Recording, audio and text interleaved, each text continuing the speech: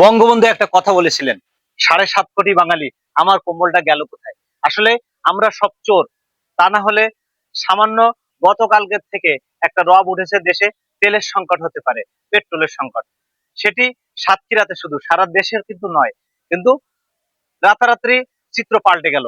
আমরা দেখলাম যে পাম্পে লম্বা লাইন, এবং গ্রামের তেল গ্রামের দোকানগুলোতে তেলের লাইন ধরে দাঁড়িয়ে আছে। সকালে আমরা তেল নিতে গেলাম, তেল নিতে যেয়ে দেখি 141 টাকা তেলের লিটার। সেই তেল আমাদের কাছ থেকে 170 টাকা, 180 টাকায় বিক্রি হচ্ছে।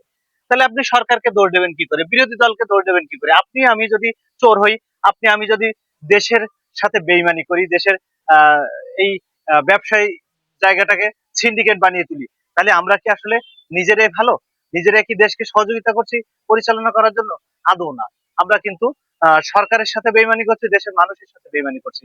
দেশে দেশকে একটা সিন্ডিকেটের মধ্যে ফেলাই দিচ্ছি, যাতে করে নিজেদের পকেট ভারী হয়। কিন্তু এটা থেকে আপনার কি হচ্ছে? আপনার পরিবার, আপনার ছেলে মেয়ে, ভবিষ্যৎ প্রজন্ম কিন্তু ধ্বংসের দিকে চলে যাচ্ছে। কারণ আপনার নীতি নৈতিকতা এটা কিন্তু একদম নষ্ট হয়ে যাচ্ছে। 140 টাকা, 141 টাকা তেলের লিটার আপনি যখন 180 টাকা বিক্রি করছেন, এটা কি আপনার হারাম হচ্ছে না? হারাম টাকা দিয়ে আপনি কি করবেন? বাড়ি গাড়ি করবেন, সবকিছু করবেন, কিন্তু সেটা কি আপনার জন্য ঠিক হবে?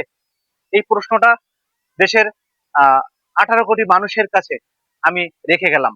এই প্রশ্নের উত্তর কিন্তু আপনারা নিজের কাছে, নিজের থেকে নেবেন, বুঝতে পারবেন আপনি কোথায় আছেন, দেশ কোথায় আছে, কিভাবে দেশ চলবে। এটাই কিন্তু আমাদের ভবিষ্যৎ প্রজন্মের জন্য জিজ্ঞাসা হয়ে থাকলো।